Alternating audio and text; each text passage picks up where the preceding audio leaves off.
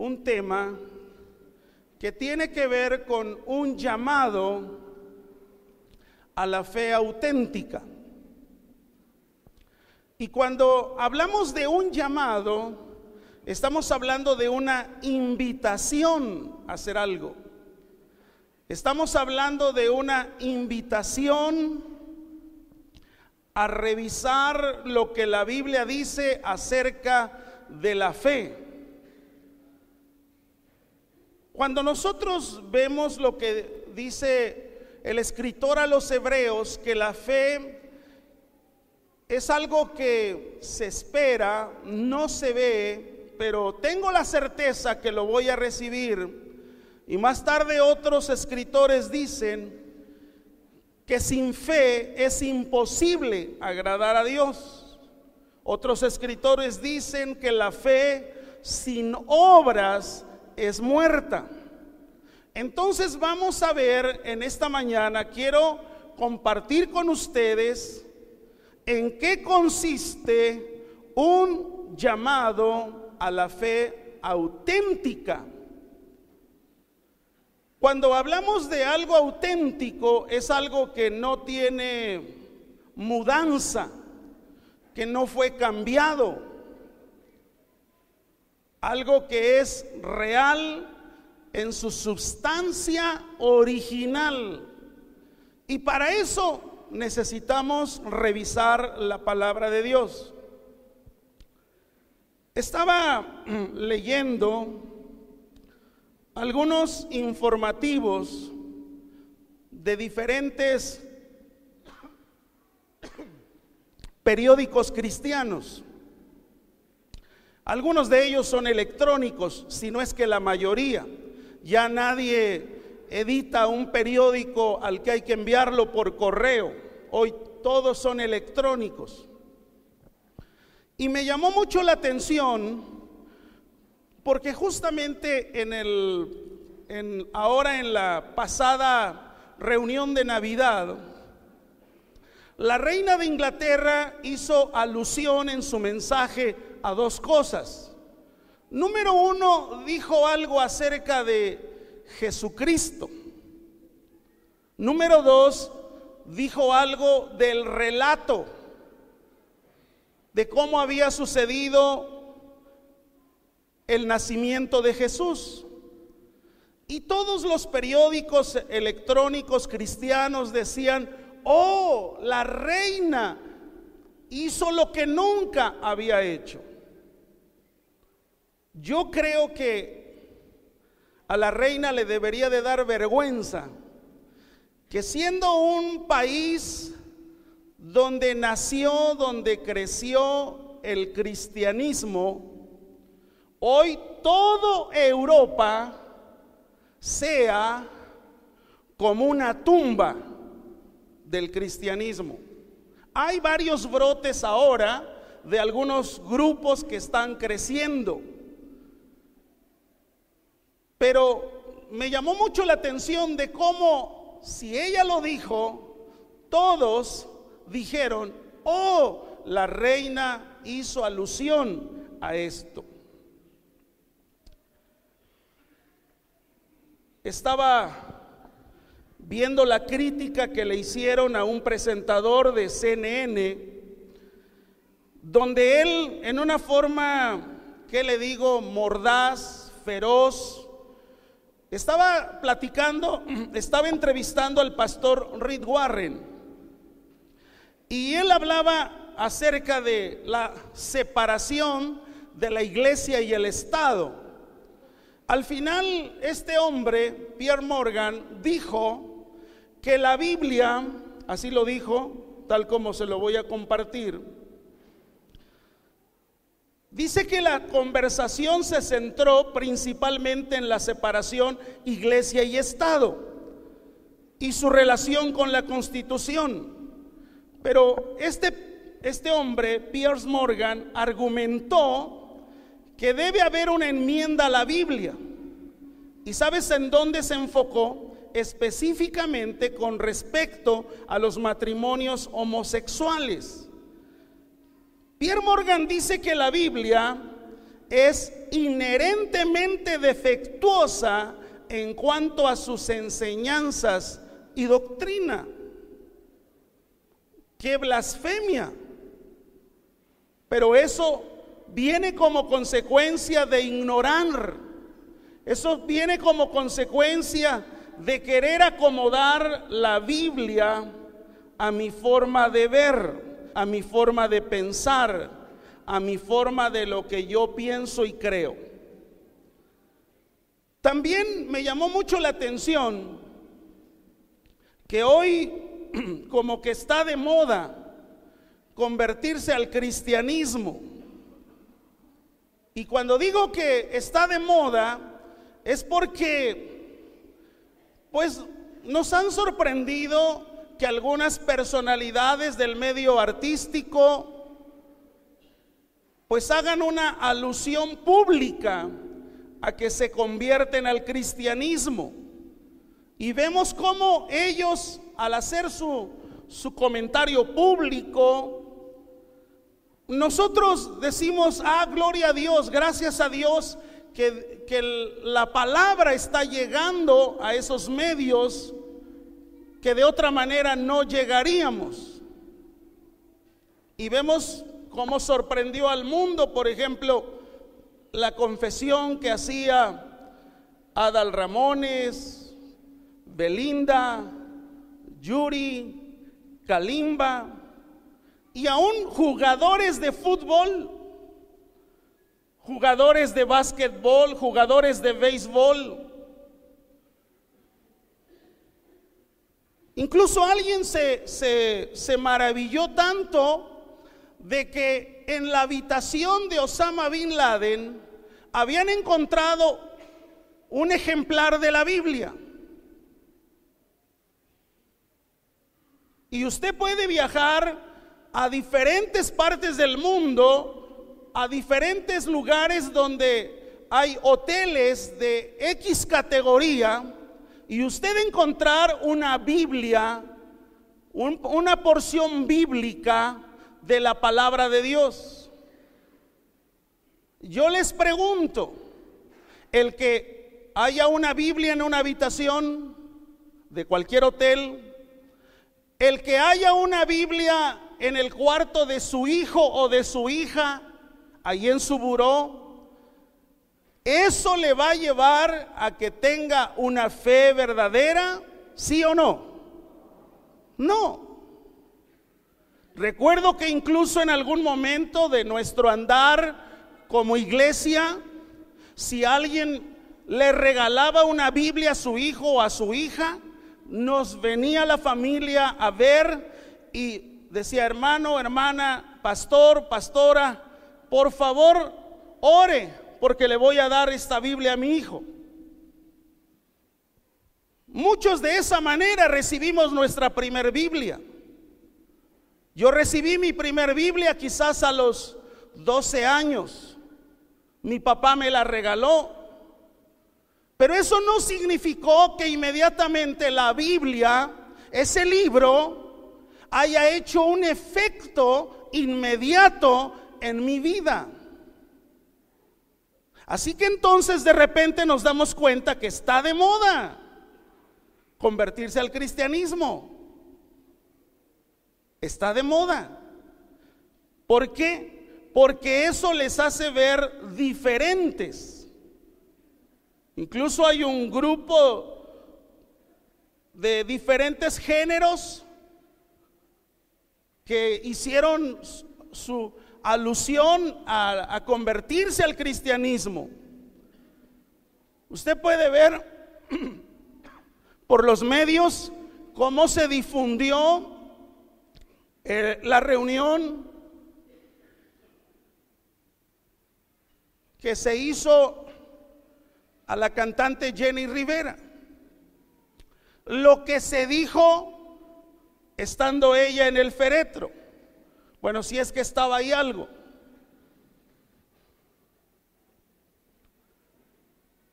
Cuando tú vas a un lugar donde el que muere no tienes nada que decir de él, yo le decía apenas a alguien, le decía: mira, en esta reunión al ponernos de acuerdo, yo le decía, mire, en esta reunión vamos a hablar de la muerte, mas no del muerto, porque del muerto yo creo que no tenemos mucho que decir. ¿Por qué? Porque quizás su vida, a pesar de que conocía, pues se vivía en desorden.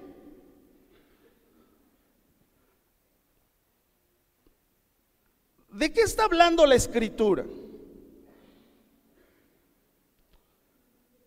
Antes de ir a la Escritura, tengo aquí otro comentario más. Recientemente fui invitado por un grupo de pastores para hacer una colecta. Primero había que reunir los fondos, y dentro de los fondos que había que reunir era para comprar una Biblia y regalársela a cada diputado de la nueva legislatura. Y usted lo ve de primera mano y dice, está bien. ¿Cuántas veces se le ha regalado una Biblia a una autoridad pública y su vida no ha sido transformada? A pesar de que este asunto era bueno y que en cierto modo se ve bien, es algo bueno, pero cuando tú revisas la manera bíblica para predicar a Jesucristo, no es así. Si eso fuera así, amados, todos los recursos los invertiríamos en comprar Biblias y regalarlas por todos lados, si ese fuera el método. Pero Jesús no lo estableció de esa manera. Entonces necesitamos ver en nuestro hacer como iglesia, como ministerio, como familias cristianas, como hombres y mujeres que militamos desde nuestro punto de vista en la fe cristiana, necesitamos revisar qué dice la Escritura acerca de esto. Voy a una escritura que tengo aquí y que la encontramos en el Evangelio de Juan.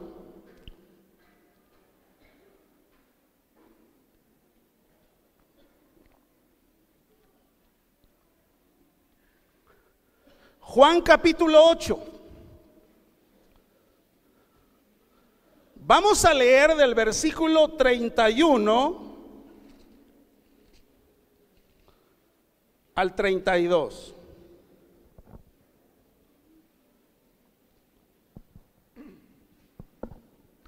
Son dos versículos que yo veo tres frases claves para ver el carácter verdadero de un discípulo. Dijo entonces Jesús a los judíos que habían creído en él. Fíjese al grupo que se está dirigiendo Jesús. Eran judíos. La mayoría de ellos eran hombres y mujeres que sabían y guardaban la ley mosaica, los rituales, los días solemnes, las fiestas anuales. Todo eso ellos lo hacían en una forma correcta. Guardaban el día sábado. Hacían todo lo que la ley decía. Muchos de ellos incluso lo hacían porque era impuesto por un grupo llamado los fariseos. Ahora, vea usted lo que Jesús les dijo a los que habían creído en él. No habla de los que asistían con él, No habla de los que tienen una membresía, sino está hablando de los que han creído en Él. ¿Cuántos hemos creído en Él? Muy bien, ahora mire, si vosotros permaneciereis en mi palabra, seréis verdaderamente mis discípulos y conoceréis la verdad, y la verdad os hará libres. Yo veo tres cosas que definen perfectamente el carácter de un discípulo. Y ese carácter del discípulo va rumbo a una fe verdadera, a una fe real.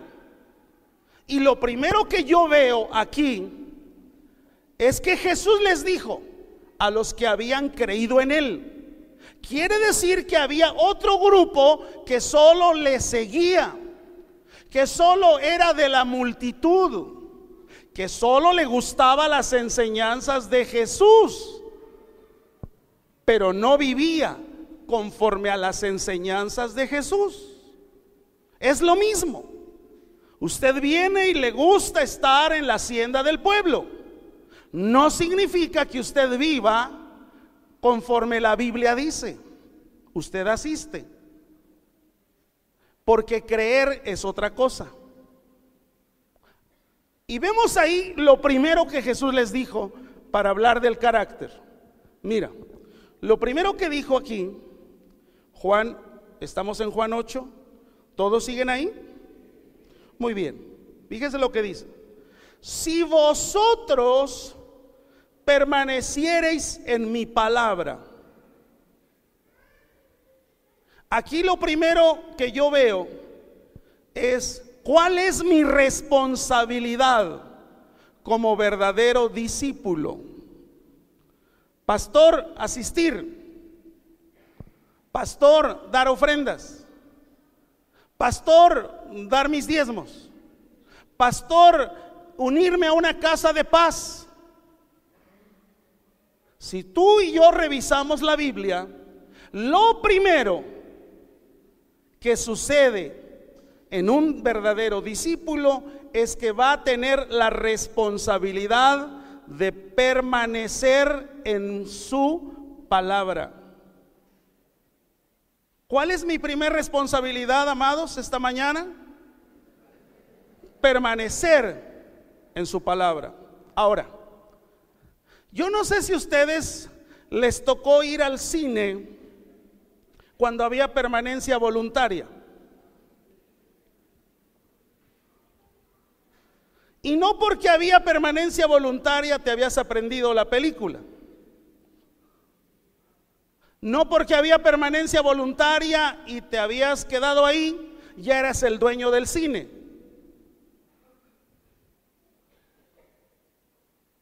Quiero que veamos la escritura, que cuando Jesús dice de permanecer, el verbo permanecer no significa continuidad. Por eso es que usted puede venir y venir y venir y seguir viniendo, y es posible que su vida no haya tenido ningún cambio. Porque lo que define mi carácter verdadero como un discípulo es que voy a permanecer en su palabra. Y permanecer no es continuidad. ¿Sabes qué es permanecer? Comunión. Diga conmigo, eso es permanecer. Ahora, ¿qué clase de comunión? Quiero que vea, no lo tengo ahí en el bosquejo, pero creo que podemos ver algo en Génesis 4. Vaya por favor ahí a Génesis 4. Para entender un tanto más el asunto de la permanencia, de la comunión. Fíjese lo que dice Génesis 4. ¿Está conmigo? Muy bien. 4:1. Fíjese lo que dice: conoció a Adán a su mujer Eva, la cual concibió. ¿Cuándo concibió? cuando la conoció? A ver, pastor, explíqueme. Ahí la palabra conocer no significa llegar con alguien y decirle, mucho gusto, ya lo conozco. No, ahí la palabra conocer tiene que ver con intimidad. Ahí la palabra conocer tiene que ver con relación sexual de Adán y Eva, y entonces viene como consecuencia el concebir, y dio a luz a Caín. Entonces, si Jesús dijo permanecer en mi palabra, está hablando de una comunión. ¿Qué tan cercana es la comunión, verdad? ¿Qué tan cercana debe ser la comunión para que venga entonces el tiempo de concebir? ¿Qué voy a concebir? Una nueva manera de andar, una manera nueva de comportarme, una nueva manera de hablar, una nueva manera de tomar decisiones. ¿Como consecuencia de qué? De que estoy permaneciendo en la palabra. Ahora, ¿qué pasa cuando hay esa comunión? Cuando hay esa comunión, me refiero a los hombres y mujeres casados. Cuando hay ese conocimiento de relación sexual, ¿a qué terminas oliendo? ¿Cuál es tu esencia? ¿Sabes a qué terminas oliendo? A tu esposa, a tu esposo. ¿Por qué? Porque hay una comunión, porque hay una relación sexual, hay intimidad. Yo no sé si por eso la canción diga que alguien olía a leña de otro hogar, pero bueno, se la dejo así. Pero aquí la palabra comunión tiene que ver con una esencia, con algo que vas a tener un nuevo aroma. Y entonces, ¿qué vas a terminar diciendo? Mi esposo, mi esposa. ¿Por qué? Por la comunión, por la intimidad. Mi mujer, mi marido, mi hombre, mi mujer, como usted se lo quiera decir, pero está hablando de permanecer. Esa clase de permanencia es la que Jesús está enseñando ahí. Ahora mire, vaya por favor a Juan, capítulo 15.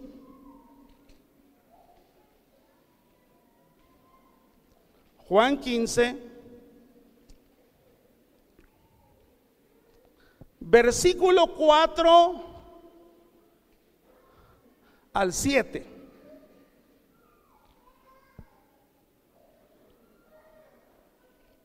Vamos ahí. Fíjese lo que dice la palabra. Permaneced en mí y yo en vosotros. Como el pámpano no puede llevar fruto por sí mismo si no permanece en la vid, así tampoco vosotros si no permanecéis en mí. Tan solo en este versículo, hermano, la palabra permanecer aparece 3 veces.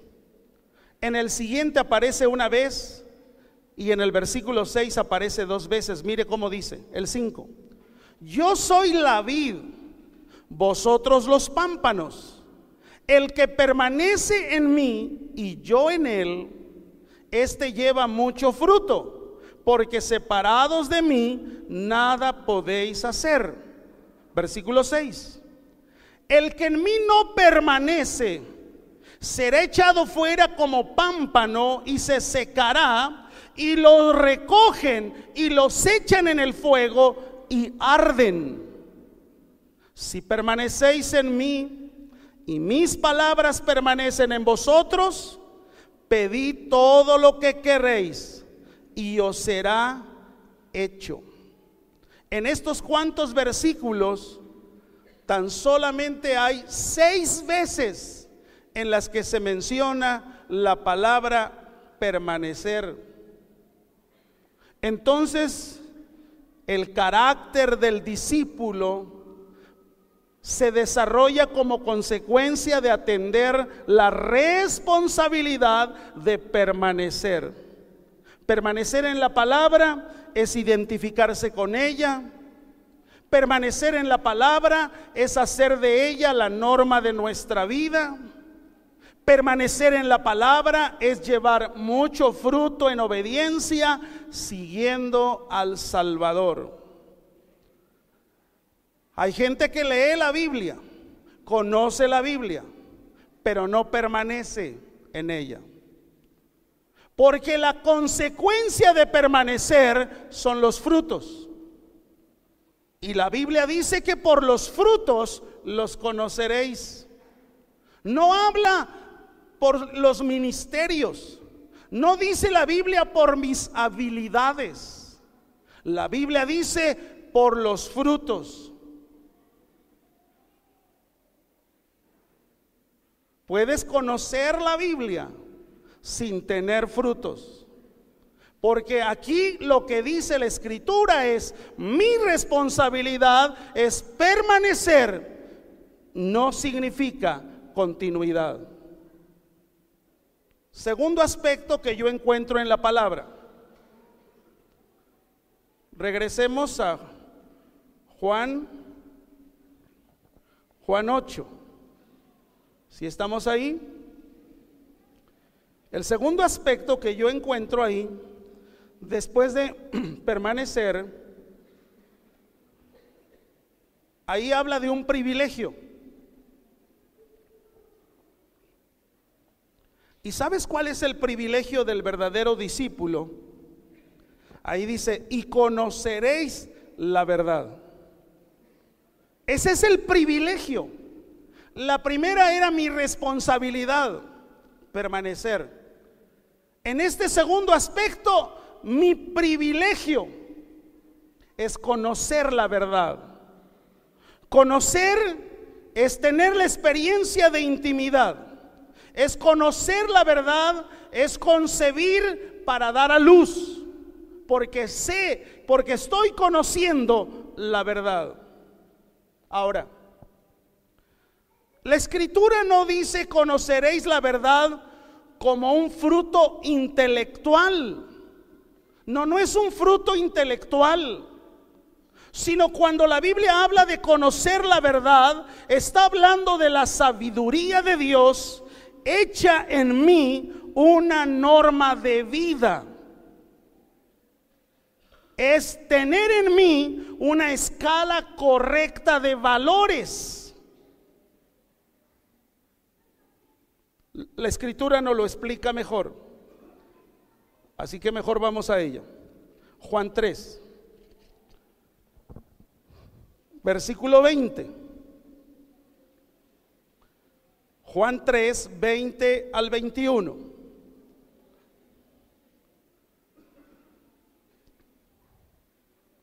Dice: todo aquel que hace lo malo aborrece la luz y no viene a la luz para que sus obras no sean reprendidas. ¿Sí se ha dado cuenta que muchos le huyen a la luz? ¿Por qué? Porque sus obras pueden ser reprendidas. Versículo 21. Mas el que practica la verdad viene a la luz para que sea manifiesto que sus obras son hechas en Dios. Conocer la verdad. Conoceréis la verdad. Hay otra cita más, Primera de Juan, que también lo explica muy bien. Primera de Juan, capítulo 2, versículo 4. Primera de Juan 2, del 4 al 6. Dice así: el que dice, yo le conozco y no guarda sus mandamientos, el tal es mentiroso y la verdad no está en él. ¿Cuántas veces hemos oído personas que dicen conocer a Jesús, recibir a Jesús como Señor y Salvador, pero encontramos aquí el filtro de la palabra, el que dice yo le conozco y no guarda sus mandamientos, el tal es mentiroso y la verdad no está en él? Versículo 5. Pero el que guarda su palabra, en este verdaderamente el amor de Dios se ha perfeccionado. Por esto sabemos que estamos en él. El que dice que permanece en él, ¿qué debe hacer? Nuevamente leamos el versículo completo. ¿Cómo dice?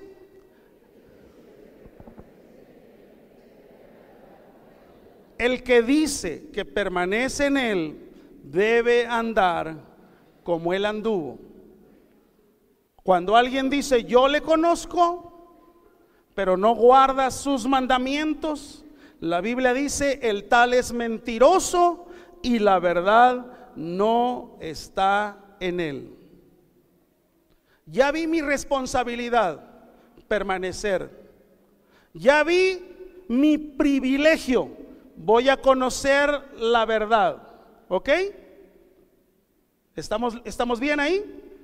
Ahora vea por favor el efecto del verdadero discípulo. Y termina ahí. Y la verdad os hará ¿qué? Y la verdad os hará ¿qué?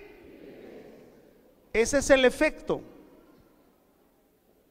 Habla del privilegio, habla de la responsabilidad, pero ahora habla del efecto, del resultado del verdadero discípulo.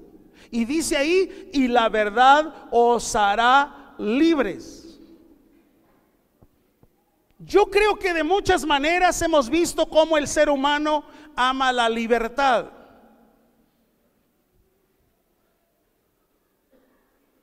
Y si comete una falta y tiene que irse a un reclusorio o al consejo tutelar para menores, le puede decir estando adentro que él ahora sí se va a portar bien, que ahora sí no habrá mayor problema. ¿Por qué? Porque al final, como seres humanos, todos amamos la libertad.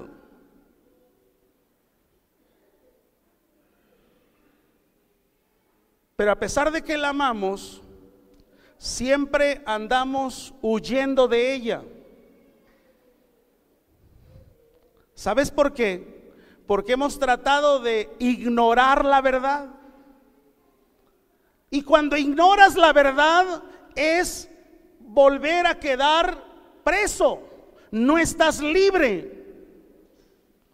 Los dos enemigos comunes, naturales de la libertad, hermanos, es la ignorancia y el pecado. Así que cuando tú y yo ignoramos las escrituras, a pesar de que queremos ser libres, mi ignorancia me lleva a no ser libre. Mucho más el pecado. Amo la libertad, pero no quiero dejar el pecado. Me gusta la libertad, pero no quiero abandonar ni la ignorancia ni el pecado. Entonces ahí se manifiesta en un enemigo natural. Cuando nosotros empezamos a conocer la palabra, nuestra mente es ensanchada. Mire cómo dice la escritura. Segunda a los Corintios, capítulo 3,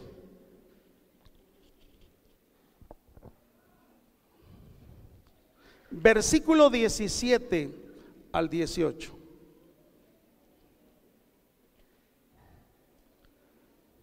Dice así la palabra del Señor: porque el Señor es el Espíritu, Y donde está el Espíritu del Señor, ¿qué dice? Ahí hay que. Ahora mire, ¿qué pasa con la libertad? Versículo 18. Por tanto, nosotros todos, mirando a cara descubierta como en un espejo la gloria del Señor, fíjate lo que sucede. Somos transformados de gloria en la misma imagen por el Espíritu del Señor. Nuestro corazón es ensanchado, nuestro conocimiento crece. Estamos deseosos, anhelando seguir los mandatos o los mandamientos o los estatutos del Señor. Mire cómo lo expresó este hombre en el Salmo 119. Salmo 119,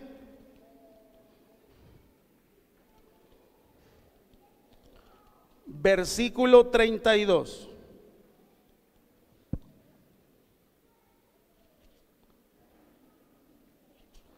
Dice la Biblia: por el camino de tus mandamientos correré, cuando ensanches mi corazón. Necesitamos entonces ver qué contiene la fe genuina. No es entonces todo el que me dice Señor, Señor, sino el que hace la voluntad de mi Padre. Los mismos discípulos, cuando regresaron de la comisión que Jesús les había dado, ellos venían alegres por lo que habían vivido, de cómo los demonios se sujetaban, de cómo las obras sobrenaturales de Dios estaban entre la gente como resultado de lo que ellos estaban haciendo. Sin embargo, con todo y ese reporte enorme, grande, fenomenal, Jesús dijo: hay algo más importante que todo eso que ya hicieron, que sus nombres estén escritos. ¿En dónde? ¿En dónde?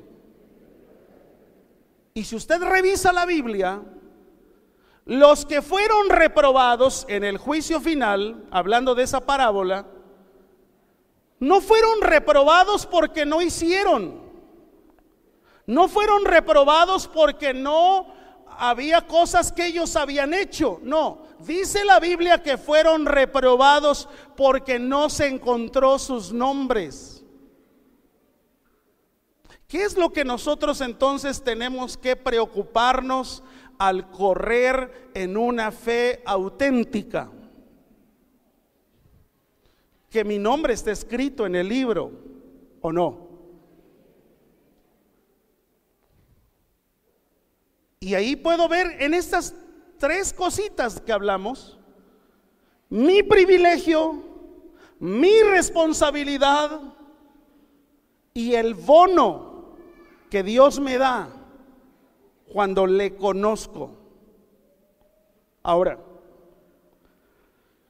pensando en una reunión como estas, y que es la última del año,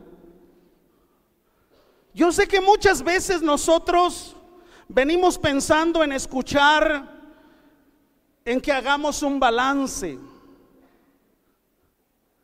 en que hagamos un análisis, en que pensemos en todas las cosas buenas que hemos recibido de parte de Dios. Y pensando en todo eso que se oye bien, pero que no tiene un fundamento escritural, entonces uno empieza a pensar: ¿qué tengo que hacer ante el nuevo año? Pues tengo que permanecer, tengo que ver que mi fe sea auténtica. Tengo que parecerme cada día a Él.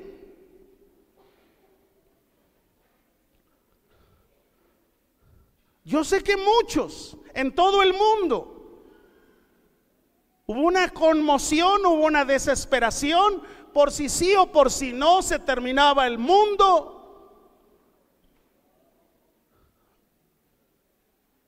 Y aquellos que se prepararon o aquellos que dijeron algo acerca de eso, ¿qué es lo que te mandan decir? Que hay una ignorancia total en la palabra de Dios. Total.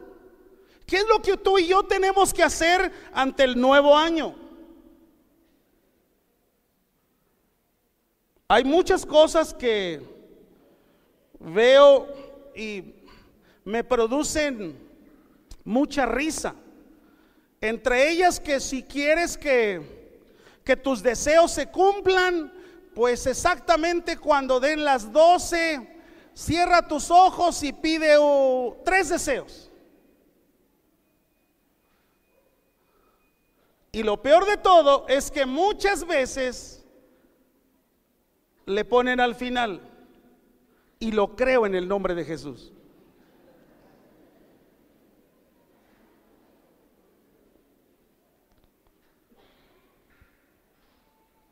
Sé que también pudimos pensar en que siendo el último día del año, pudiéramos tener una reunión aquí como la hemos tenido, pero escúcheme, no hay nada mágico, no hay nada mágico.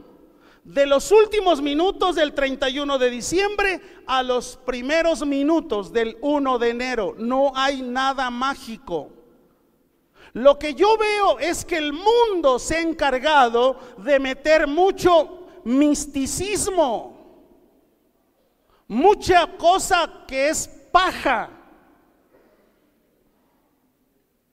y que no tiene esencia y que no tiene fundamento y que vienen como consecuencia de una mente que se le ocurrió.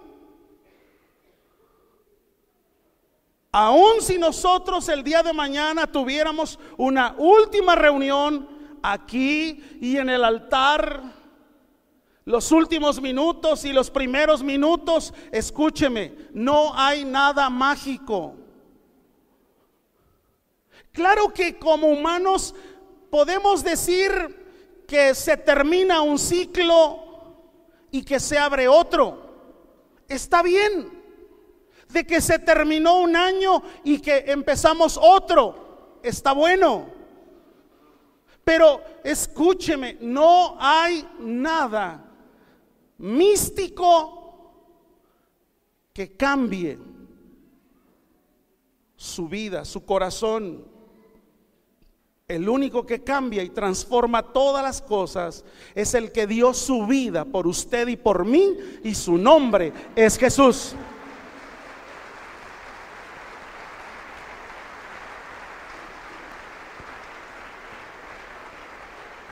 Sé que muchas veces se hace alusión a hasta figuras de ángeles, a que el borreguito ahí en la entrada o en la salida, a que si te pones tal o cual prenda. Por favor, iglesia, nada de eso místico va a cambiar. Lo que va a hacer que tú y yo seamos distintos, mira, es lo que la Escritura dice. Por eso en esta mañana no pensé en el balance, más bien yo pensé en dónde está mi fe. Porque si está de moda el que la gente se convierte, y más si son de la alta sociedad, que su impacto es enorme, sí, pero sabes, no es por recibir, sino es por creer. ¿Cuánta gente ha recibido algo de Dios? Recibió un milagro, fue sanado de úlcera, fue sanado de cáncer. Y te digo algo, muchos de ellos están viviendo en el pecado. ¿Sabes por qué? Porque recibieron algo, pero nunca creyeron en Él. No es por recibir, es por creer. ¿Dice amén a esto? ¿Le puede dar un buen aplauso a Jesús?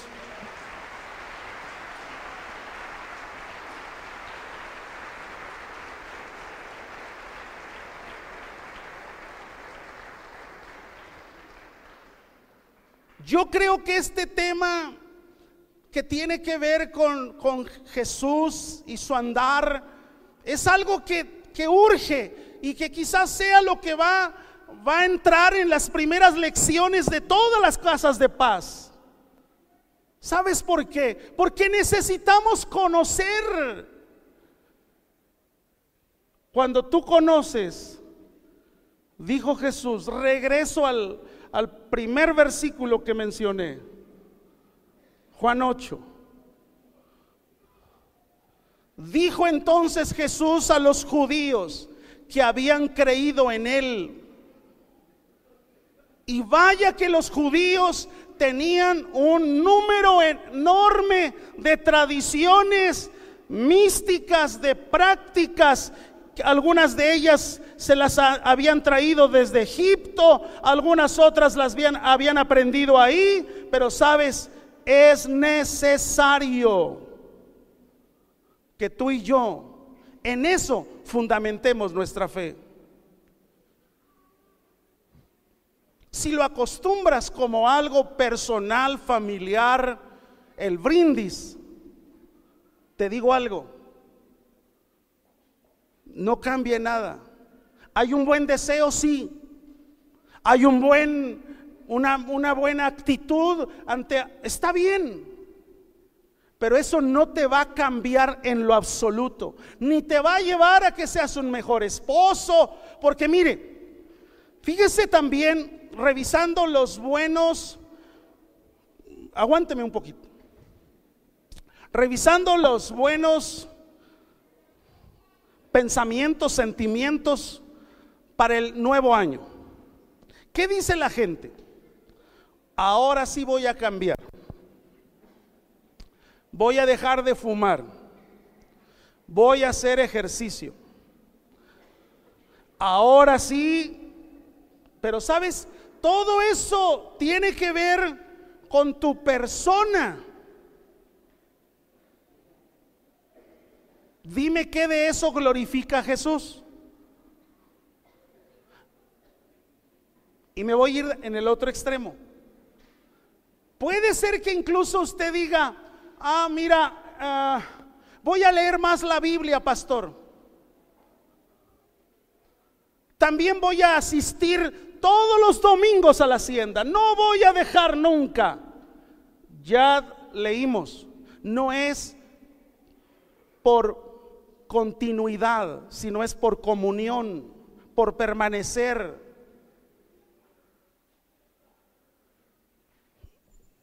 Un buen deseo que no glorifique a Jesús, que no honre el nombre de Dios, yo le pregunto, ¿para qué lo tiene? Si por ejemplo usted se propone leer más la Biblia, nunca dejar su folleto, miel para el camino, y usted está deseoso, ¿cuándo sale el otro, pastor? Pero usted está comiendo y haciendo sus anotaciones y dice, gracias Dios por esta palabra. Si eso glorifica y honra a Dios por los frutos que ahora vas a tener, te digo algo, felicidades.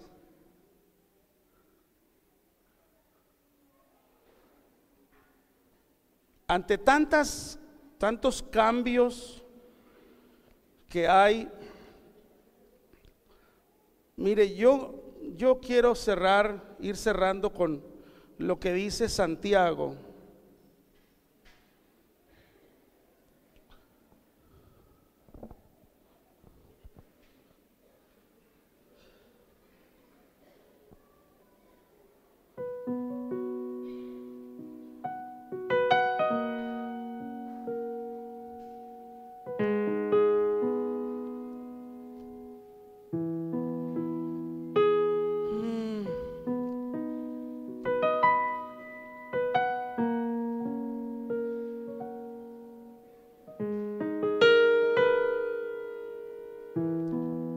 Santiago 1,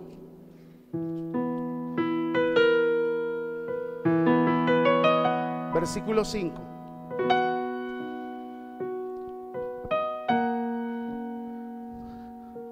Yo creo que ese sería nuestro lema, nuestro eslogan, nuestra primera lectura aprendida del fin de año. Porque mire, si tenemos eso, nuestro andar va a ser diferente. Versículo 5. Si alguno de vosotros tiene falta de sabiduría, pídala a Dios. Fíjese a quién la va a pedir. Pídala a Dios, el cual da a todos como abundantemente y sin qué, y sin reproche, y les será que pide y le será dada. Quiero que lo lea en voz alta todos, por favor, como dice el mismo versículo. Y si alguno de vosotros tiene falta de sabiduría, pídasela a Dios, el cual da a todos abundantemente y sin reproche, y le será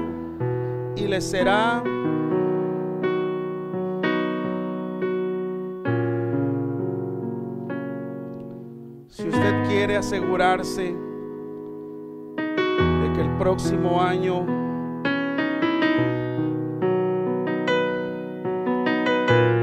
le vaya bien, mire lo que dice el Salmo 37.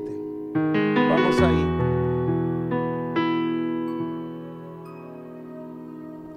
Salmo 37.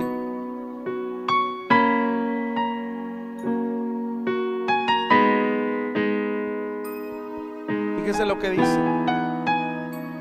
encomienda a Jehová tu camino y confía en Él, y Él hará. Y dice el versículo 6: exhibirá tu justicia como la luz y tu derecho como el mediodía. Encomienda, dice, a Jehová tu camino y confía en Él, y Él hará. ¿Cuántos esta mañana estamos dispuestos a confiar nuestro camino para el 2013 en esa bendición de lo que Dios dice? Póngase de pie.